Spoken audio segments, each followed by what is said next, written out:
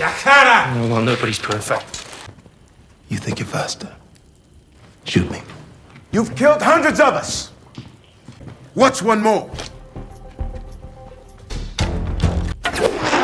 Please.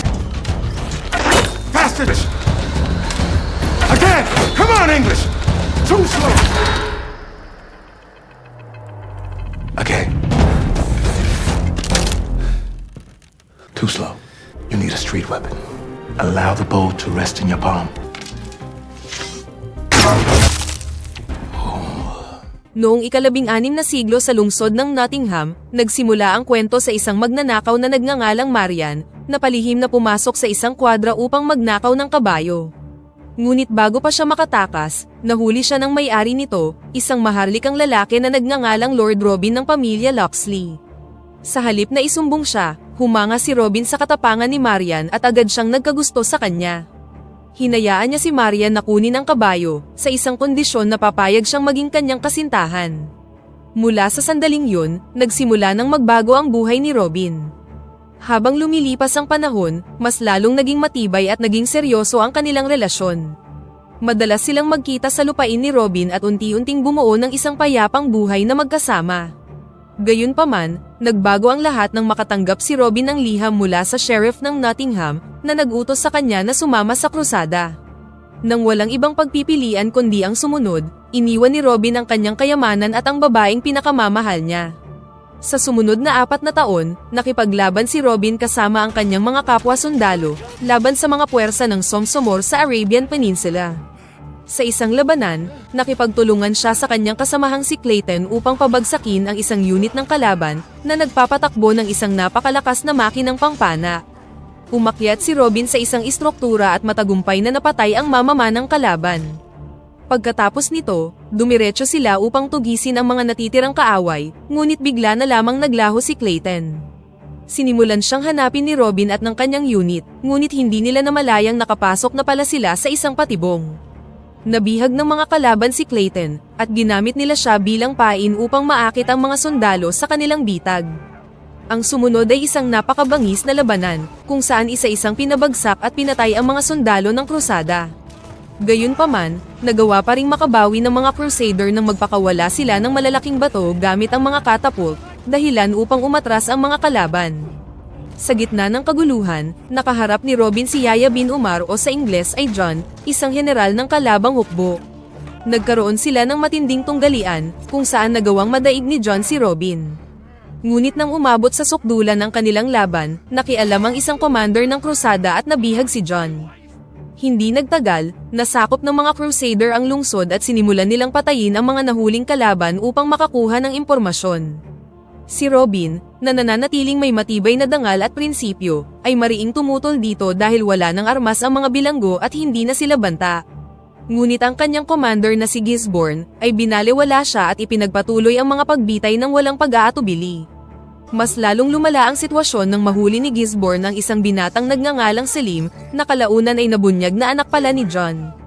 Gamit ang binata, pinilit ni Gisborne si John na magbigay ng impormasyon kapalit ng buhay ng kanyang anak. Sa pagiging desperado, napilitan si John na sumunod, ngunit nilinlang siya ni Gisborne at ipinagutos pa rin ang pagpatay kay Selim. Sinubukan ni Robin na makialam upang iligtas ang binata, ngunit pinigilan siya ng iba pang mga sundalo. Sa huli, napatay pa rin si Selim sa harap ng kanyang ama, na dumurog sa mundo ni John. Sa pagkainis, pinakawalan ni Robin ang ibang mga bihag, dahilan upang panain siya ni Gisborne sa katawan. Matapos ang trahedyang ito, ipinadala si Robin pabalik sa kanyang bayan sakay ng isang barkong pangmedikal, upang makarecover siya sa kanyang mga sugat. Habang nasa biyahe at nanghihina, naalala ni Robin ang araw bago siya ipinadala sa digmaan, at ang mga magagandang sandali na kasama niya si Marian. Bago umalis, nangako si Marian na maghihintay siya sa kanya kahit ano pa ang mangyari. Lingid sa kaalaman ng lahat, nagawang makatakas ni John at lihim na sumakay sa parehong barko. Nang sa wakas ay nakabalik na si Robin sa kanyang bayan, agad siyang nagtungo sa kanyang lupain, umaasang muli niyang makakasama si Marian. Gayunpaman, ang kanyang natuklasan ay lubhang nakapanlulumo. Sira-sira na ang kanyang tahanan, at lahat ng kanyang ari-arian ay kinumpiska na ng sheriff ng Nottingham. Dahil wala na siyang ibang mapupuntahan, hinanap ni Robin ang kanyang matalik na kaibigan, isang pari na nagngangalang Tok. Labis na nagulat si Tok nang makitang buhay si Robin, dahil 2 taon na ang nakakalipas mula ng opisyal na ideklara ng sheriff na namatay si Robin sa digmaan. Gamit ang kasinungalingang yun bilang pagkakataon, inagaw ng sheriff ang kayamanan ni Robin, at ikinatwiran na kailangan umano ito para pondohan ang digmaan. Ngunit ang totoo, ginamit lamang nila ang pera upang palakasin ang political power ng sheriff. Bukod pa rito, pinapatawan din ng mabibigat na buwis ang mga mamamayan ng Nottingham sa parehong dahilan, at ang mga hindi makabayad ay pinalalaya sa lungsod papunta sa minahan. Determinadong mahanap si Marian, nagtungo si Robin sa minahan at nakita doon ang mga taong naghihirap, mga may sakit, at mga taong nagugutom dahil sa kawalan ng pera. Hindi nagtagal, nakita na niya si Marian, na nagtatrabaho bilang isang tindera. Sa kasamaang palad, hindi naging tulad ng kanyang inaasahan ang kanilang muling pagkikita. Nag-move on na si Marian sa kanyang buhay, at meron ng bagong kasintahan, isang lalaking nagngangalang Will. Ang tanawing ito ay labis na dumurog sa damdamin ni Robin. Sa sandaling yun, nilapitan siya ni John, na lihim na sumunod sa kanya pabalik sa Nottingham. Ipinahayag ni John ang kanyang pasasalamat sa pagtatangka ni Robin na iligtas ang kanyang anak, at pagkatapos ay inalok siya ng isang bagong layunin, ang lumaban laban sa tiwaling sheriff. Ibinunyag ni John na ang digmaan ay hindi talaga tungkol sa pananampalataya, kundi tungkol sa kapangyarihan, at ginagamit lamang ng mga pinuno ng magkabilang panig ang mga ordinaryong tao para sa kanilang sariling kapakinabangan. Kalaunan ng araw na yun, magkasama nilang dinaluhan ang isang pampublikong pagtitipon na pinamumunuan ng sheriff, na muli na namang sinusubukang hikayatin ang mga mamamayan na magbigay ng pondo para sa digmaan. Sa pagkakataong ito, hayagang tumutol sina Marian at Will, na pinoint out na hirap na ang mga tao para lang makasurvive. Habang nagpapatuloy ang pagtitipon, lumapit si Tok at ibinunyag sa lahat na buhay pa si Robin. Yes, no, he's alive. He was seen today home from war. Nagulat ang buong bayan, kabilang sina Marian at ang sheriff, na napilitang harapin ang katotohanan na ang lahat ng kanyang inagaw ay nararapat na pag-aari ni Robin. Matapos masaksihan ang talumpati ng sheriff, inilatag ni John ang kanyang plano. Sa halip na harapin ng direkta ang sheriff, puputulin nila ang pinagmumulan ng kanyang kapangyarihan sa pamamagitan ng pagnanakaw sa yaman na ginagamit niya upang pondohan ang digmaan. Ipinaliwanag ni John na ang Nottingham mismo ay nagsisilbing sentrong pinansyal para sa mga krusada. Gayunpaman, hindi niya kayang isakatuparan ang plano ng mag-isa, dahil nawalan siya ng kakayahang gamitin ang kanyang kanang kamay sa digmaan. Kaya naman, pinili niya si Robin upang gampanan ang tungkuling yun. Yahya ibn Umar. Yaqib. No. Yahya. In your language is John. John it is. Upang maihanda siya, sinimulan ni John na i-train si Robin sa archery, kung saan tinulak niya siya upang maging mas mabilis at mas may katumpakan. Bumalik sila sa wasak na estate ni Robin at ginawa itong isang lihim na training ground. Isang araw, habang nagse-set up si Robin ng mga target, biglang dumating si Marian sa pintuan. Nais ni Robin na makausap at makita si Marian, ngunit pinigilan siya ni John.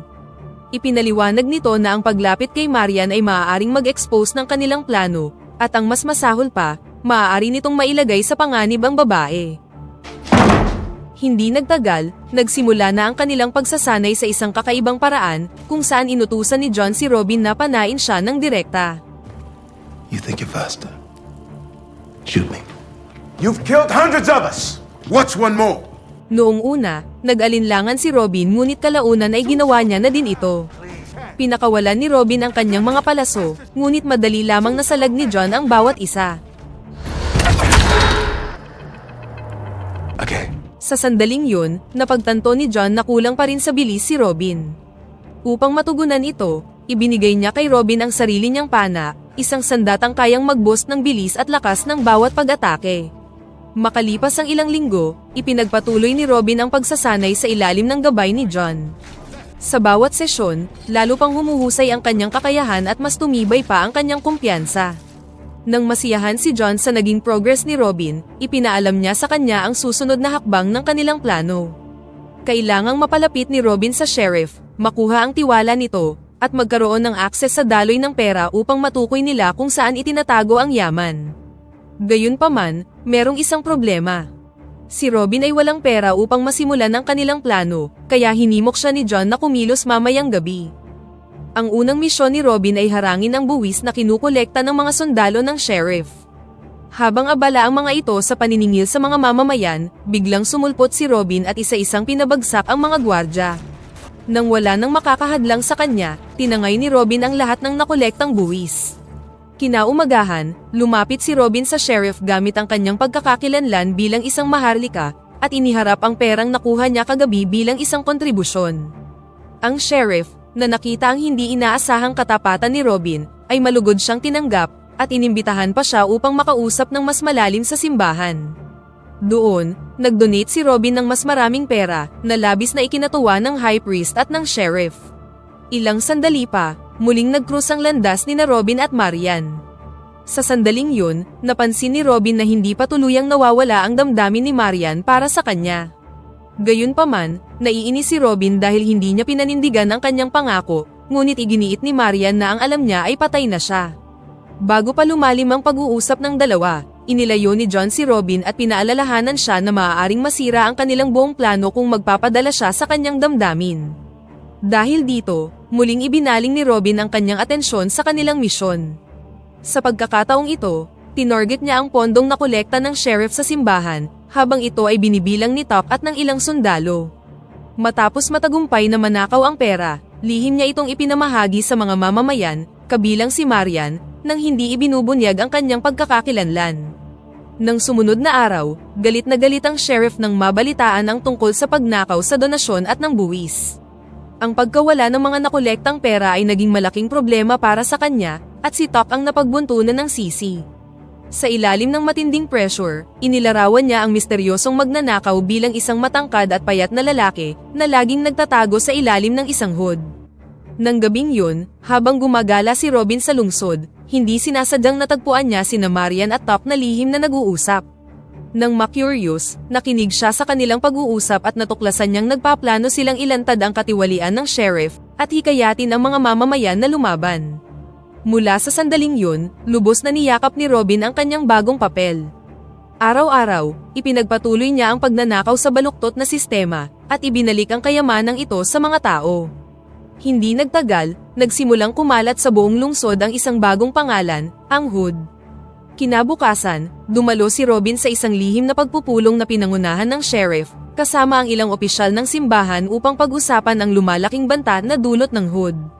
Habang ginagampanan ng perpekto ang kanyang papel, iminungkahi ni Robin na hulihin at bitayin ang Hood upang tuluyang mawala ang problema.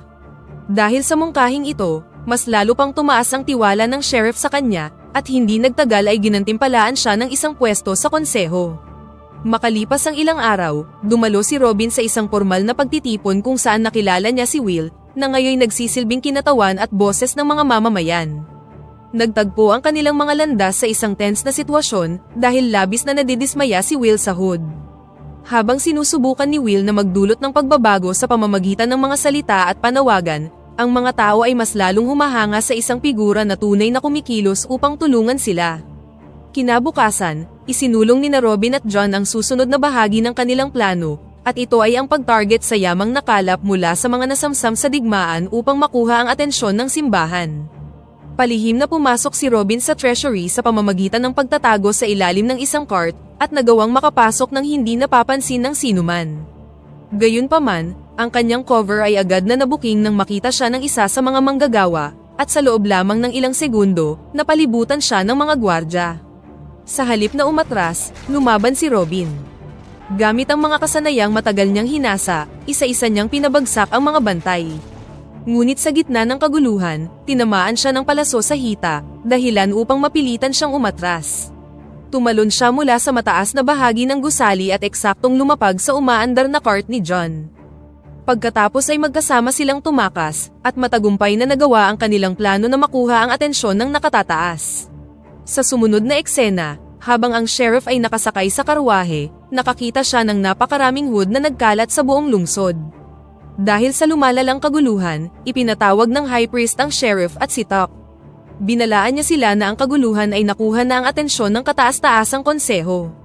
Bilang tugon sa nangyayaring nakawan, isang cardinal ang nakatakdang dumating sa susunod na gabi. Upang paghandaan ito, inutusan ng sheriff na magdaos ng isang marangyang pagdiriwang bilang parangal sa darating na panauhin. Pagkaalis ng high priest, agad na ipinatawag ng sheriff ang kanyang pinaka-pinagkakatiwalaang commander na si Gisborne at inatasan itong tugisin at hulihin ang Hood. Nang mabalitaan ang pagdating ng Cardinal, nagdiwang sina Robin at John dahil nagbunga ang kanilang pagsisikap at ngayon ay maisasagawa na nila ang kanilang sunod na plano. Nang sumunod na araw, nagsimula na ang engrandeng selebrasyon. Sa likod ng anyo ng relihiyon at awtoridad, mabilis itong nauwi sa isang pagtitipong puno ng alak, pagsusugal, at labis na karangyaan. Sa gitna ng kasiyahan, muling nakasalamuhan ni Robin si Gisborne na hindi pa rin nakakalimot sa kanilang nakaraan at may kinikimkim pa ring galit laban sa kanya.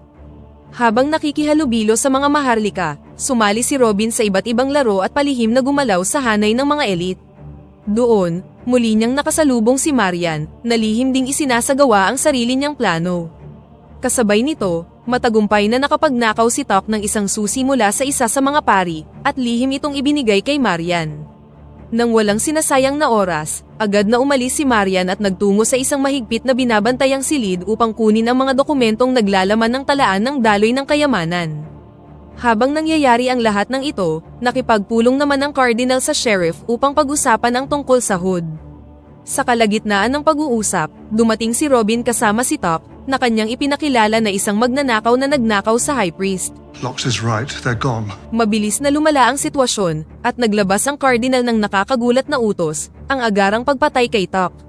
Ngunit sa huling sandali, namagitan si Robin at nagmungkahi ng ibang kaparusahan para kay Tok.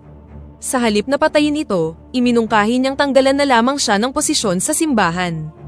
Tinanggap ang mungkahi, at sa gayon ay nakaligtas si Tok sa tiyak na kamatayan. Dahil sa kanyang ginawa, pinayagan ng Cardinal si Robin na makinig sa kanilang usapan. Sa sandaling yun, sinabi ng Cardinal na kailangan nilang magpadala ng napakalaking pondo upang maipagpatuloy ang digmaan, kaya naglabas siya ng isang malupit na bagong utos. Inatasan niya ang sheriff na kumpiskahin ang lahat ng kayamanan ng mga mamamayan, sa dahilang kailangan umano ng hari ng Inglaterra ng pondo upang maipagpatuloy ang digmaan. Nang walang pag-aalinlangan, ipinadala ng sheriff si Gisborne at ang kanyang mga sundalo sa lungsod upang ipatupad ang utos. Pagdating nila, agad nilang sinimulang kunin ang lahat ng pag-aari ng mga mamamayan. Nang subukan ni Marian na pigilan sila, dinakip siya ng mga sundalo. Ngunit bago pa siya madala ng mga ito, dumating sina Robin at John upang iligtas siya. Inagaw nila ang isang cart at mabilis na inilayo si Marian sa kapahamakan, na naging sanhi ng isang matinding habulan sa mga lansangan habang tinutugis sila ng mga sundalo. Sa gitna ng pagtakas, sa wakas ay natuklasan na ni Marian ang katotohanan, na ang Hood ay walang iba kundi si Robin. Habang tumitindi ang habulan at papalapit ang mga sundalo mula sa iba't ibang direksyon, tumalon si Robin papunta sa cart ni Gisborne at sinubukang kontrolin ang isa sa mga kabayo upang makabuo ng distansya. Gayunpaman, hindi nagtagal ang kanilang kalamangan. Tinamaan ng palaso ang kanyang kabayo, kaya napilitan siyang tumalon mula sa isang tulay at lumapag muli sa cart ni John. Ilang sandali pa, nagpakawala si Gisborne ng isang explosive arrow na nagdulot ng malakas na pagsabog at nagpabagsak kina Robin, Marian, at John sa lupa. Nang makita ni John ang kanilang kalagayan, gumawa siya ng isang mahirap na desisyon. Sa kabila ng kanyang matapang na paglaban, kalaunan ay nadaig siya ng dami ng kalaban at nabihag. Habang nagtatago sa mga sundalo, sinabi ni Marian kay Robin na meron siyang patunay ng katiwalian ng Cardinal at ng Sheriff, at siguradong lalaban ang tao kung meron silang tamang pinuno. Kinaumagahan, dinala si John para sa isang matinding interogasyon. Pilit na hinihingi ng sheriff ang tunay na pagkakakilanlan ng Hood, ngunit tumanggi si John na magsalita. Kahit na nasa ilalim ng matinding pressure, nanatili siyang matatag, dala ng kanyang paghahangad ng hustisya at paghihiganti. Bago maghiwalay, nangako si John na ang mukha niya ang huling makikita ng sheriff bago siya mamatay. Samantala, tinipon ni Will ang mga mamamayan at hinimok silang lisanin na ang Nottingham dahil naniniwala siyang hindi naligtas ang lungsod. Ngunit bago pa sila makaalis, biglang nagpakita ang Hood sa kanilang harapan at ibinunyag ang kanyang tunay na pagkatao bilang si Robin, ang maharlikang matagal na nilang kilala. Matapos mabunyag ang katotohanan, hinimok ni Robin ang mga mamamayan na manatili at sama-samang labanan ang sheriff. Pumasok ang kanyang mga salita sa puso ng mga tao, at mabilis silang nagkaisa sa kanyang panig. Ang makita ang isang maharlika na handang isugal ang lahat para sa kanilang kapakanan ay nagbigay sa kanila ng bagong pag-asa. Pagkatapos nito, sina Robin, Marian at Will ay nakipagkita kay Top na nagpahayag ng kanyang pasasalamat matapos siyang makalaya sa tungkulin sa simbahan.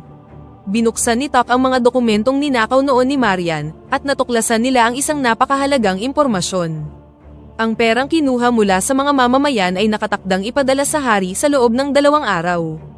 Dahil nauubusan na sila ng oras, agad silang bumuo ng panibagong plano. Tinipon ni Robin ang mga mamamayan sa kanyang lupain sa ilalim ng pagkukunwaring tuturuan niya silang gumawa ng tinapay. Ngunit sa halip na pagkain ng kanilang ihanda, lihim na gumawa ang mga mamamayan ng mga sandata. Ginamit nila ang mga simpleng materyales upang makabuo ng mga pansamantalang pampasabog at iba't ibang mga patibong na makapipigil sa pagdadala ng pera. Hindi nagtagal, dumating na ang araw ng pagpapadala ng yaman. Habang nagkalat ang mga sundalo para sa dobleng seguridad, pinamunuan mismo ng sheriff ang pagdadala ng mga ginto. Sa mga oras ding yun, makikita ang mga mamamayan na naghahanda na para sa gagawin nilang pagsalakay. Kasabay nito, si John, na nakakulong pa rin at patuloy na pinahihirapan, ay nagawang patayin ang isang gwardya at nakatakas. Nang nakalabas siya sa kanyang selda, natuklasan niya ang isang imbakan na puno ng mga armas. Habang naghahanda ang sheriff na umalis sa fortress dala ang nakolektang yaman, isinagawa na ng mga mamamayan ang kanilang plano. Ibinagsak nila ang malalaking kahoy upang isara ang daan, at sa tamang pagkakataon, pinangunahan ni Will ang mga tao sa isang hayagang pag-aalsa, na tuluyang nagsindi sa rebelyon na matagal na nilang binubuo. Habang busy ang mga sundalo sa pakikipaglaban sa mga rebelde, isinakatuparan na nina Robin at Marian ang kanilang bahagi ng plano. Sinilaban nila ang kahoy na nasa ilalim ng lansangan upang pahinain ang lupa sa ilalim ng cart na may dalang mga ginto. Habang tumitindi ang kaguluhan, bumigay ang estruktura at bumagsak ang cart sa hukay sa ibaba. Nang walang sinasayang na oras, agad na sinimulan nina Robin at Marian na kunin ang pera, at ipinadala ito patungo sa kagubatan sakay ng isang bangka. Ngunit nang halos mailipat na nila ang lahat, dumating ang sheriff at inutusan si Gisborne na panain si Marian, ngunit namagitan si Robin at siya ang tinamaan ng palaso. Mabilis na inalis ni Marian ang palaso at inasikaso ang kanyang sugat, ginawa ang lahat upang mapigilan ang pagdurugo. Lingid sa kaalaman nila, nakita ni Will ang lahat ng ito, at labis siyang nasaktan sa kanyang nasaksihan. Hindi nagtagal, nadamay siya sa kaguluhan at tinamaan ng isang pag-atake na naging dahilan upang mahulog siya sa apoy, na nagdulot ng matinding pagkasunog sa kanyang mukha. Bago pa sila mahuli, hinila ni Marian ng isang lubid na nagpabagsak sa mga bato, dahilan upang hindi na makasunod ang sheriff at ang mga sundalo. Sa kasamaang palad, nakasunod si Gisborne sa hukay at naabutan sina Robin. Ang dalawa ay nagkaroon ng huling paghaharap, at sa pagkakataong ito, si Robin ang nagwagi. Matapos ang laban, nagtungo sina Robin at Marian sa pantalan, ngunit napansin nilang wala doon si Will. Nang ma-realize nilang baka may nangyari sa kanya, nagpasya silang bumalik upang hanapin siya. Nang matagpuan nila si Will, malubha ang mga pinsala sa kanyang mukha at hindi na niya naitago ang galit na nararamdaman niya matapos niya silang makitang naghahalikan. Dahil dito, inutusan niya sila na umalis at iwan na siya. Habang papaalis, nakita ni Robin ang karahasang nagaganap, na nagpaalala sa kanya ng mga panahong nasa digmaan pa siya. Para matigil na ang laban at wala nang masaktan pa, nagpasya si Robin na isuko na ang kanyang sarili, at kalaunan ay dinala na siya ng mga sundalo. Pagkatapos nito, dinala nila siya sa harap ng sheriff, na nagulat nang malaman na si Robin lang pala ang matagal nang nagbibigay problema sa kanya. Sinabi ni Robin na nagsisimula pa lang ang pag-aalsa, at siya at ang cardinal ay siguradong mapaparusahan dahil sa pagtataksil nila sa simbahan. Bilang tugon, inatake ng sheriff si Robin at handa nang patayin siya. Sa sandaling yun, nabunyag na ang isa sa mga sundalo ay si John, na mabilis na pinatay ang iba pang mga bantay. Matapos itali ang leeg ng sheriff sa isang lubid, pinutol naman ni Robin ang kabilang dulo nito, dahilan upang mabitay ang lalaki. Kasunod nito, nagtungo ang grupo sa kagubatan, kung saan naghihintay sa kanila ang ilang residente ng Nottingham para mag-regroup. Gamit ang mga kayamanan na kanilang nakalap, nagpasya ang grupo na magsimula ng bagong buhay sa ibang bayan, habang sina Robin at Marian naman ay ipinahayag ang kanilang pagmamahalan, at sa huli ay nagbahagi ng isang nakapang-iinit na halikan. Sa sumunod na eksena, makikita si Will na nilapitan ng cardinal, na nagpasalamat para sa kanyang mga sakripisyo. Nang makita ito bilang isang oportunidad, itinalaga ng Cardinal si Will bilang bagong sheriff ng Nottingham. Sa kanyang bagong kapangyarihan, hindi nag-aksaya ng oras si Will at agad na nagpalabas ng kautusan upang hulihin ang Hood. Gayunpaman, tumugon si Robin sa sarili niyang paraan. Mula sa malayo, nagpakawala siya ng isang palaso na tumama mismo sa wanted notice na hawak ni Will at dito na nagtatapos ang pelikula. Pakipindot naman ang like button kung nagustuhan mo ang pelikula at kung hindi naman, pindutin mo ng 2 beses ang dislike button para lang makasiguro.